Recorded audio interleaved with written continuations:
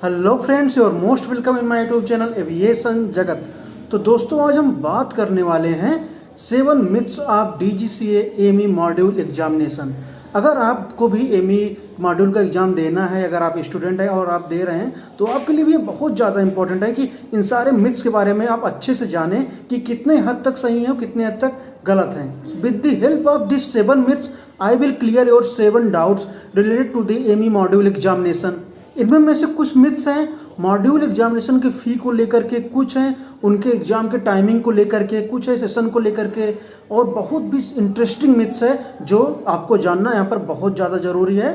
दोस्तों, इनमें में से कुछ मिथ्स ऐसे भी हैं जिनके बारे में मुझे क्लियरली नहीं पता था वीडियो बनाने के पहले, और जब इन पे मैंने पूरी अच्छे तरीके से स्टडी की इन सभी मिथ्स के बारे में, तो मुझे क्लियरली पूरी तरीके से पता चल गया है और मैं आपको इस वीडियो के माध्यम से पूरा सब कुछ क्लियर करने वाला हूं। So friends, let's start video. But before starting video, if you are new on my YouTube channel then please subscribe and support my YouTube channel.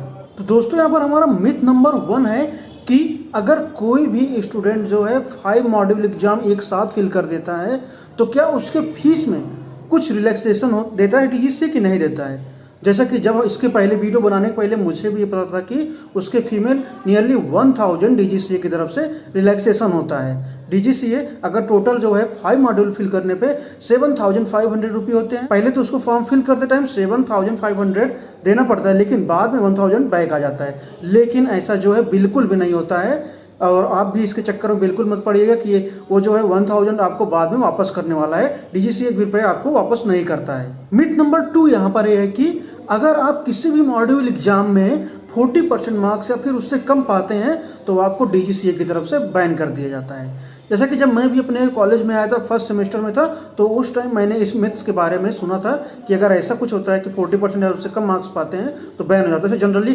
किसी का इतना कम मार्क्स तो नहीं आता क्योंकि बच्चे अच्छे से प्रिपेयर करके एग्जाम में जाते हैं, और लेकिन अगर आ भी जाए तो क्या सच में उसमें बैन हो जाते हैं 1 साल या 6 महीने के लिए?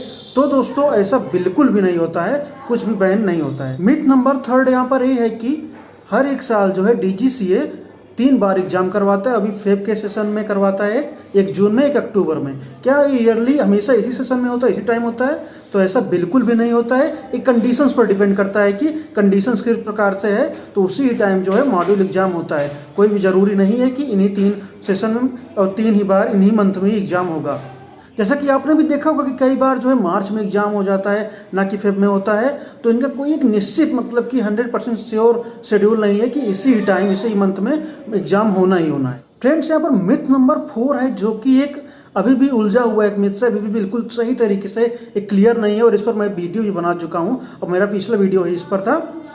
जब मैं वीडियो बना रहा था तो उस टाइम मैंने देखा कि मेरे ही 2 फ्रेंड्स थे जिनमें से एक पर डीजीसीए के द्वारा बैन लग चुका था और एक पर बैन नहीं लगा था, और दोनों की सेम सिचुएशन थी।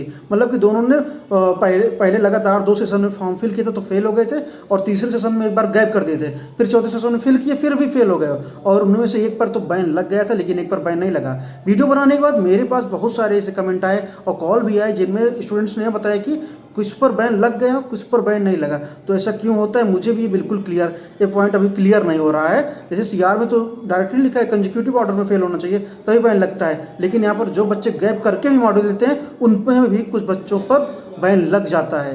तो आप बिल्कुल इनसे हो रही है कि अगर आप गैप कर दिए तो आप पर बैन नहीं लग रहा है। फ्रेंड्स, यहाँ पर मिथ नंबर 5 जो है बहुत ज़्यादा इंपॉर्टेंट है, इसके बारे में तो आपको जानना चाहिए, स्पेशली जो है हमारे प्रिपरेशन से रिलेटेड है, डायरेक्टली जो है हमारे प्रिपरेशन से, कि मॉड्यूल फॉर्म फिल करने के बाद हमें कितना ज़्यादा टाइम मिलता है कि हम किसी भी मॉड्यूल की अच्छे से प्रिपरेशन कर सकें। तो अभी लास्ट सेशन के पहले जो है हमेशा में 1 से 1.5 महीने तो आराम से मिल जाता था, और हम जितना भी हमें पढ़ना रहता था, रिवीजन करना होता था, हम आसानी से कर लेते थे। लेकिन अब ऐसा नहीं होता है। अभी आप लास्ट सेशन ही देखें कि 7 to 8 डेज मिला था, तो कोई ज़रूरी नहीं है कि वो हमें 1.5-2 महीने ही टाइम डीजीसीए दे। तो इसीलिए फॉर्म फिल करें तो पेपर को अच्छे से पूरा प्रिपेयर होना ही चाहिए। कुछ कंफर्म नहीं है कि कब वो एग्ज़ाम आपका कंडक्ट करवा दें। तो दोस्तों, आते हैं अपने अगले मिथ की तरफ, मिथ नंबर 6 की तरफ, जो कि बहुत ज़्यादा इंपॉर्टेंट है और ये है सिलेबस से रिलेटेड। जैसे कि आप B1 के स्टूडेंट हैं या B2 के स्टूडेंट हैं, तो क्या आपके एग्जाम में जरूरी मतलब कि कंफर्म ही है कि आपके B1 का इस सिलेबस का क्वेश्चन आएगा, फिर B2 के सिलेबस का ही क्वेश्चन आएगा? तो ऐसा बिल्कुल श्योर न रहिएगा कि अगर B2 के हैं तो तो B2 के ही सिलेबस का आ रहा है। वहाँ पर कई बार ऐसा होता है कि B1 का भी सिलेबस आ जाता है। जैसे कि अभी लास्ट सेशन में MP में ऐसा हुआ था कि B2 के बच्चों का जो एग्ज़ाम आया था वो B1 के सिलेबस से आए थे बहुत सारे क्वेश्चंस, और इसी के कारण से लगभग बहुत सारे बच्चे जो है फेल हो गए थे। अब मेरे जितने दोस्त हैं जिनको मैं जानता हूँ B2 के, उनमें से आप मान के चलिए कि 95% बच्चे फेल हो गए थे, इसी के कारण कि उससे B2 का ही सिलेबस पढ़े थे जो उनके टॉपिक्स थे, और उन्हें वो जो है पूरे MP को कवर नहीं किए थे, पूरे MP के सारे टॉपिक्स को कवर नहीं किए थे। उनमें से कुल 20 थे तो 13 टॉपिक ही पढ़ कर गए थे। तो ऐसा बिल्कुल मत करिएगा, आप B1 का भी सिलेबस पढ़िए अगर आपको MP स्पेशली MP सब्जेक्ट देना है तो उसके लिए। अब यहाँ पर हमारा मिथ नंबर 7 ये है कि एग्जाम टाइमिंग को लेकर के, जैसे कि मान लो कि आपका DGC लाइसेंस एग्जाम होने वाला है 8 AM पर, ओके, आपको सुबह 8 बजे जो है एग्जाम होने वाला है, और आप जो है 8 बजे गए एग्जाम देने, करेक्ट 8 आप जो है मान लीजिए 7:59 पर आप पहुंच गए सेंटर पर, तो आपको क्या वहाँ पर एंट्री मिलेगी या नहीं मिलेगी एंट्री उस टाइम, क्योंकि आप तो टाइम पर हैं। तो ऐसा नहीं होता, आप ध्यान से सुनिएगा इस बात को। कई बार इस पर जो गलती भी कर देते हैं और हमारा एग्ज़ाम छूट जाता है। हमें कम से कम 15 मिनट पहले जो है अपने एग्ज़ाम में जाकर के अपनी सीट जो है ले लेनी पड़ती है, अपनी सीट पर बैठ जाना पड़ता है कम से कम 15 मिनट बिफोर ऑफ एग्जामिनेशन। तो दोस्तों मैं उम्मीद करता हूँ कि आप इन मिथ्स से अब बिल्कुल क्लियर हो गए होंगे। इनमें से कुछ ऐसे भी था जो मुझे भी पहले नहीं पता था, लेकिन जब मैंने पूछा अपने दोस्तों से, बहुत सारे हैं, तो बाद में मैंने यही डिसीजन लिया कि इन पर क्या रियलिटी है इन सारे मिथ्स की।